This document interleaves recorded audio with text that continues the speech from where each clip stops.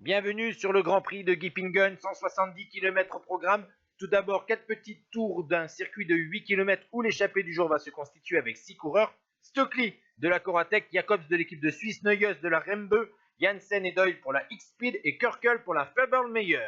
Derrière, le peloton va rouler et va revenir sur les deux hommes de tête à plus de 46 km de l'arrivée, alors que nous sommes sur le circuit final d'environ 20 km à faire cette fois avec notamment l'ascension du Rotberg, 7 km à 4% de moyenne. À moins de 30 km du terme, 5 coureurs vont donc sortir dans l'avant-dernier tour. Badjoli, Higuita, Rui Costa, Schmidt et Christen. Malheureusement pour le Portugais Rui Costa, il va être distancé dans la dernière ascension du Rotberg, mais ses compagnons de fugue, eux, vont être avalés par le peloton, enfin ce qu'il en reste, à moins de 13 km de l'arrivée dans l'ascension du Rotberg. Cependant, il y a un petit radar de 500 mètres à 8% de moyenne à 6 km du terme.